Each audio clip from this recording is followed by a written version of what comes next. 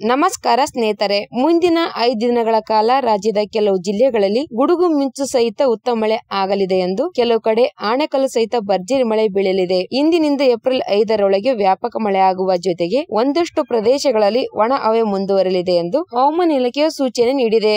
ರಾಜ್ಯಾದ್ಯಂತ April 3ರಿಂದ April 4ರವರೆಗೆ ಮೋಡಕದ ವಾತಾವರಣ ಸಹಿತ ಗುಡುಗು ಮಿಂಚು ಸಹಿತ ಮತ್ತು ಬಿರುಗಾಳಿ ಸಹಿತ ಪೂರ್ವ ಮುಂಗಾರು ಮಳೆ ಅಬ್ಬರಿಸಲಿದೆ.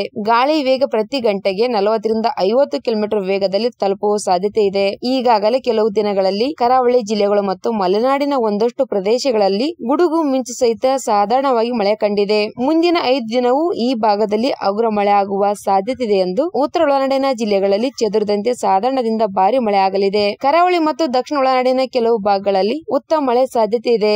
ದಕ್ಷಿಣ ಕನ್ನಡ, ಉಡುಪಿ, ಉತ್ತರ ಕನ್ನಡ, ಶಿವಮೊಗ್ಗ, ಚಿಕ್ಕಮಗಳೂರು, ಮೈಸೂರು, ಹಾಸನ, ಕೊಡಗು, ಚಾಮರಾಜನಗರ ಸೇರಿದಂತೆ ಹಲವು ಕಡೆ ಮಳೆ ಇರುವ ಸಾಧ್ಯತೆ ಇದೆ. ಕೆಲವು ಪ್ರದೇಶಗಳಲ್ಲಿ ಗಂಟೆಗೆ 30 ಕಿಲೋಮೀಟರ್ ನಿಂದ 40 ಕಿಲೋಮೀಟರ್ ವರೆಗೆ ವೇಗದಲ್ಲಿ ಬೀಸುವ ಗಾಳಿ ಹೊಂದಿ ಗುಡುಗು ಸಹಿತ ಹಗುರ ಮಳೆ ಆಗಲಿದೆ. ಉತ್ತರ ಒಳನಾಡಿನ ಬೆಳಗಾವಿ, ಧಾರವಾಡ, ಗದಗ, ಹಾವೇರಿ ಜಿಲ್ಲೆಗಳಲ್ಲಿ ಕೆಲವು ಕಡೆ 40ರಿಂದ 50 ಕಿಲೋಮೀಟರ್ ವೇಗದಲ್ಲಿ ಗಾಳಿ ಬೀಸಿ ಗುಡುಗು ಸಹಿತ ಹಗುರ ಮಳೆ ಆಗಲಿದೆ. ಉಳಿದ ಜಿಲ್ಲೆಗಳಲ್ಲಿ ಒಣ ಹವೆ ಮುಂದುವರಿಯಲಿದೆ.